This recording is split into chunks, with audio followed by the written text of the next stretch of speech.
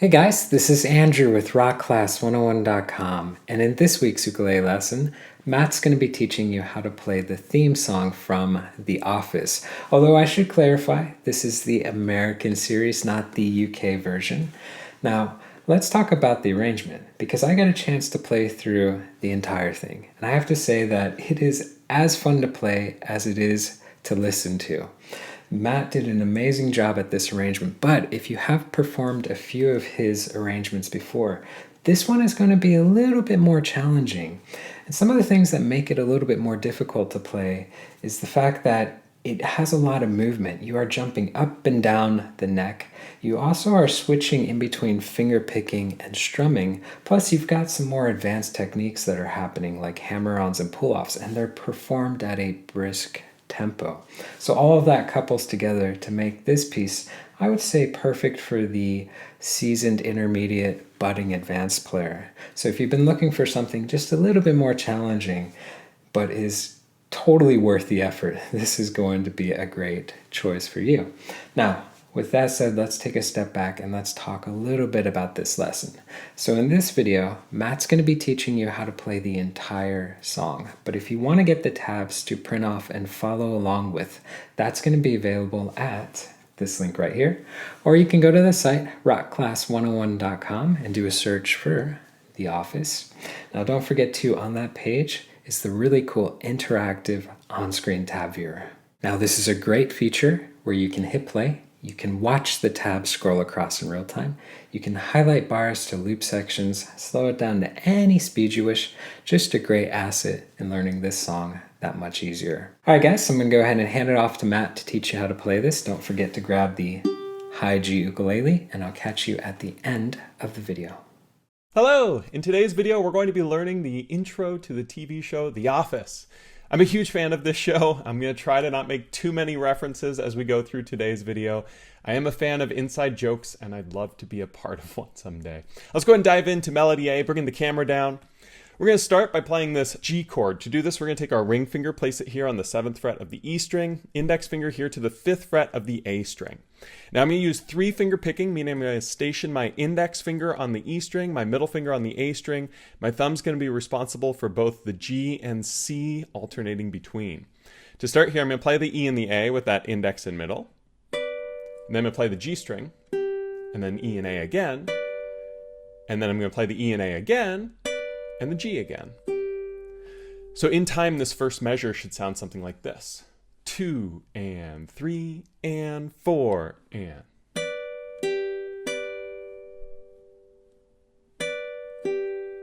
Going to the next bar here on measure 2, we're going to play this B minor by leaving these fingers where they are, simply taking the middle finger and adding it to the 6th fret of the C string. We're going to pluck our E and A together again. And then the thumb's going to play the C string this time instead of the G string. And then the E and A again. And then we're going to play the E and A again. And the C. So it's the same picking pattern, just alternating the C string for the G string with this measure 2. And in time should sound something like this. 2 and 3 and 4 and.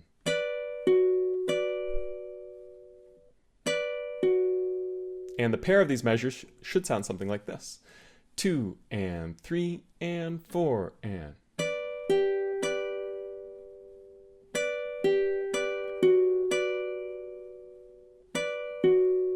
Going into the next measure here, measure 3, simply take the pinky finger and add it to the 7th fret of the A string. You want to make sure the ring finger stays on the 7th fret of the E. You can take off your middle finger here if you'd like, doesn't matter too much. We're going to pluck the E and A again, the G, E and A again, and the G.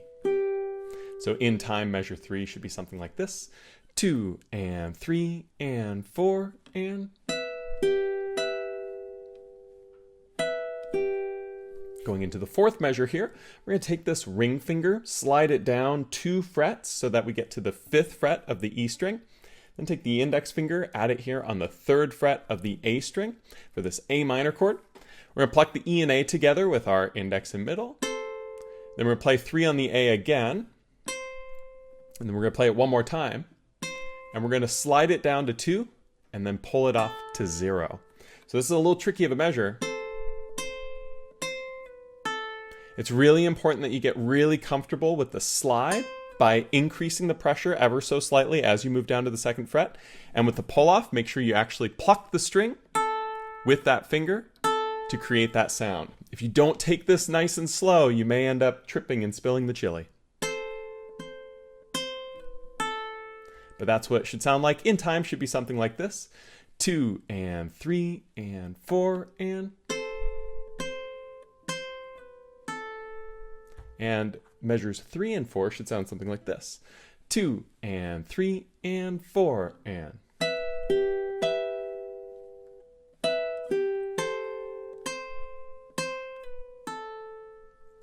As we go on to measure 5 now, measure 5 is exactly the same as measure 1. So that sounds something like this. 2 and 3 and 4 and. And going into measure 6, it's exactly the same as measure 2 was in time. 2 and 3 and 4 and. And going into measure 7, guess what? It's exactly the same as measure 3 was in time, should be like this. 2 and 3 and 4 and. And measure 8 is almost the same as measure 4 was, but it's a little bit different. What's going to change here is, well, we're going to start the same with the 5 and the 3, play the 3 on the A again, and then do the same 3, slide down to 2, pull off to open. All of that is exactly the same, except we don't end it there. We're going to play the 2 again on the A string at the end of the measure. Where in measure 4, we just let it ring out on the open, this one. We're going to play that 2 again. So measure 8 in time should sound something like this. 2 and 3 and 4 and. And so that you can hear these 4 measures now, I'm going to play 5, 6, 7, and 8. Remember, 5, 6, and 7, the same as 1, 2, and 3. Measure 8, just a little bit different than measure 4. Should sound something like this. 2 and 3 and 4 and.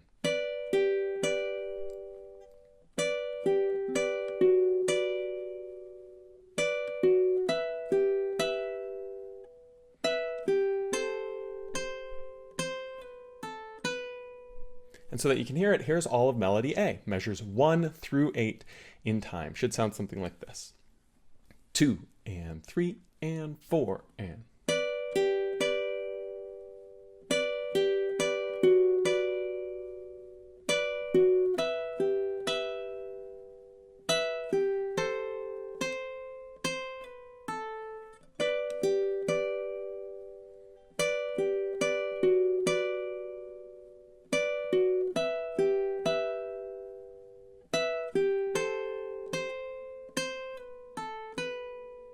And from here, we go on to melody B. B as in Bears, Beats, and Battlestar Galactica. Anyways, when we start this melody B, we're really getting to the good parts now. We're going to start with this awesome G chord. We're going to be moving all the way up. Fret 11 with the middle finger on the C string. And the index finger is going to be right here across the 10th fret of the E and the A. It's really important with this particular part that you get a nice curve with this index finger and a nice curve with the middle finger going the opposite way. See how the index is indented while the ring finger is coming over the top.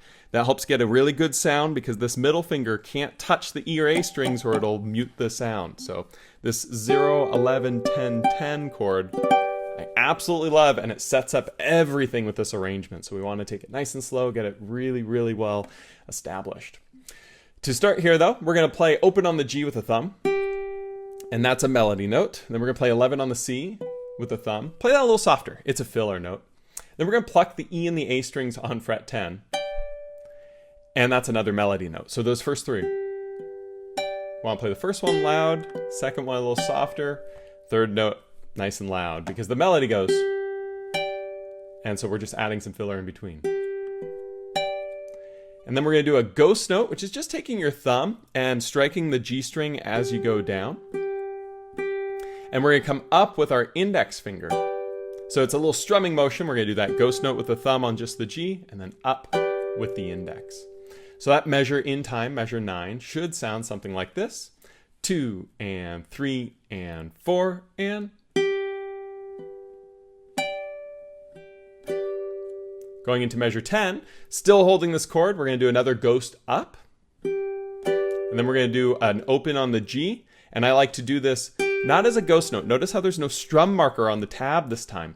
The reason is I'm just plucking this string so that I'm ready to go with my 3-finger picking, because right after I play that open G, I then need to play 9 on the A. I'm going to use my index finger there. So that comes down onto this. And I'm going to pluck that note. I'm going to hammer on to fret 10. Make sure that you get right on the tip of the finger with the hammer on. That really helps drive the tone. Then I'm going to pull off to 9. So I'm just going to take this middle finger and pluck the string, holding the index where it is. And then I'm going to play 10 on the E with my middle finger here. And after I've done that, we're then going to slide down to 8 and 7. You see the index and middle fingers are in the same position. Now, I'm getting a little ahead of myself because this starts measure 11, but it's just important to start looking ahead just a bit that we're going to be using these. So that you can hear it though, here's measure 10 in time. Should be something like this. 2 and 3 and 4 and...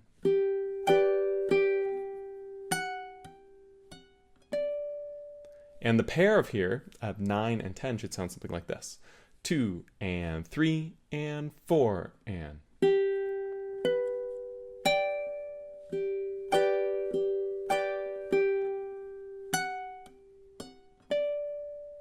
Going into the 11th measure, remember I already mentioned we're going to slide these two down. 8 on the E, 7 on the A. Pluck those two simultaneously. Play the open C. Do a down strum with our index finger here. And then open on the G. In time, measure 11 should sound something like this. 2 and 3 and 4 and...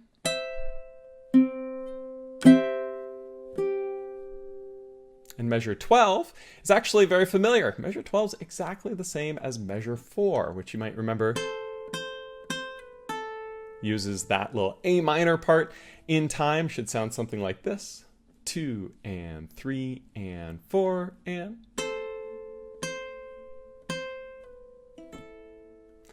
And measures 11 and 12 should sound something like this. 2 and 3 and 4 and...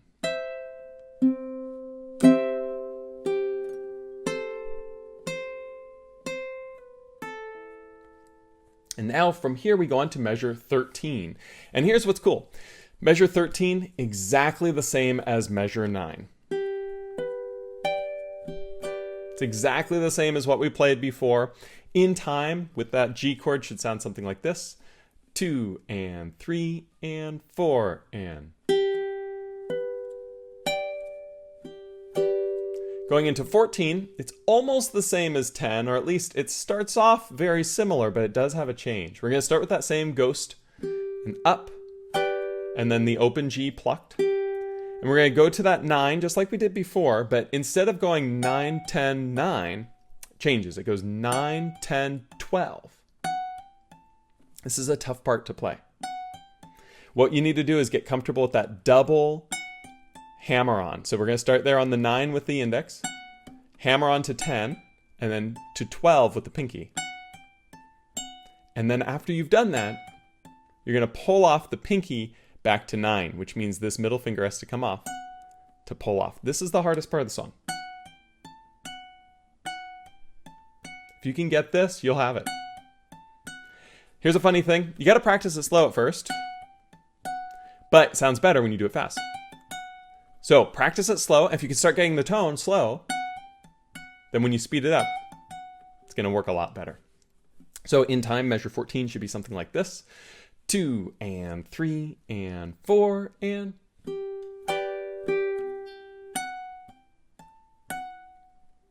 And the pair, measures 13 and 14, very similar to 9 and 10, but a little different. Should sound something like this. 2 and 3 and 4 and...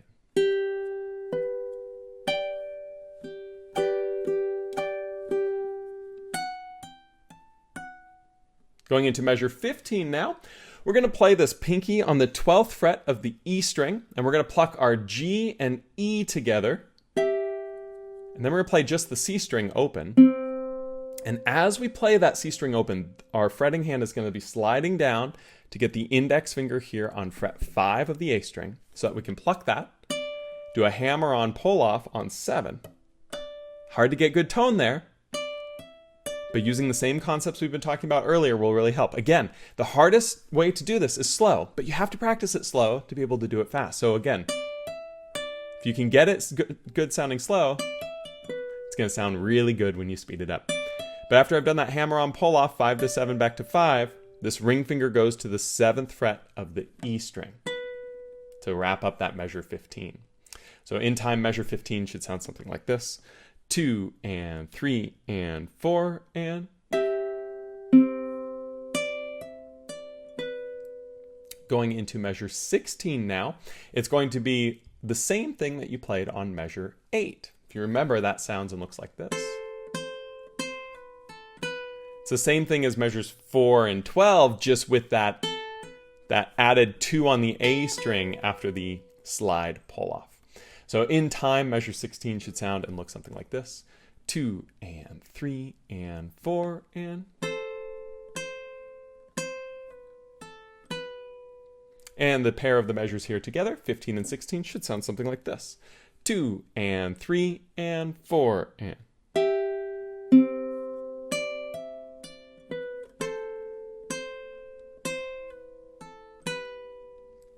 And from here, it repeats. Now, before we play the repeat, let's go ahead and learn our second ending. I think it helps so that you can really see what happens here, but it just goes back through measures 9, 10, 11, 12, 13, 14, 15, exactly the same. And then we skip 16 and go straight to 17. But here's what's funny. 16 and 17 are actually the exact same measure. There's no difference whatsoever. So why is it written two ways? Well, the reason is because after you play 17, which in time sounds like this, again, just like 16, 2 and 3 and 4 and... The reason is because when we go on to 18, you'll notice that this 2 on the A, this is tied over, right? And this tie means that it's going to ring into that measure 18. It's that B note. And so what we're going to do is we're going to just hold it. And as we start 18, you'll notice that this fermata means we hold it for as long as we feel like we want to before then we go into this very last section. And this very last section is going to look something like this. We go to our high G chord again, the same one that we did at the beginning of this melody, B. And we're going to play open on the G. We're going to play 11 on the C, 10 on the E, 11 on the C, 10 on the E, 10 on the A. So it's this nice little arpeggio. So what that means is measure 18 in time sounds something like this. 2 and 3 and 4 and...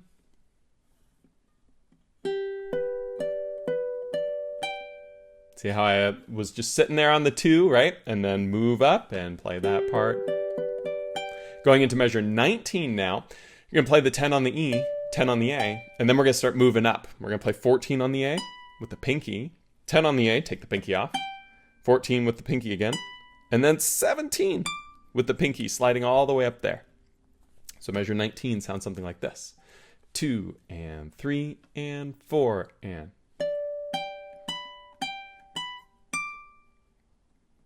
And then just so that you can hear it, here's what the final measure of the song sounds like. Measure 20 is just that G chord, that awesome one that we were using in melody B. B as in Bears, Beats, Ballad, Star, Galactica.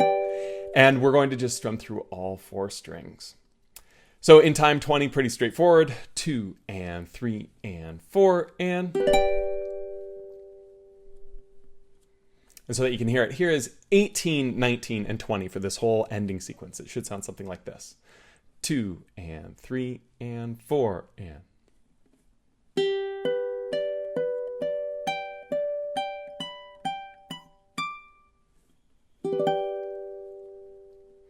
And so that we can hear it, here is the entirety of melody B, just so that you can get a good feel for it. Nice and slow, should be something like this. 2 and 3 and 4 and...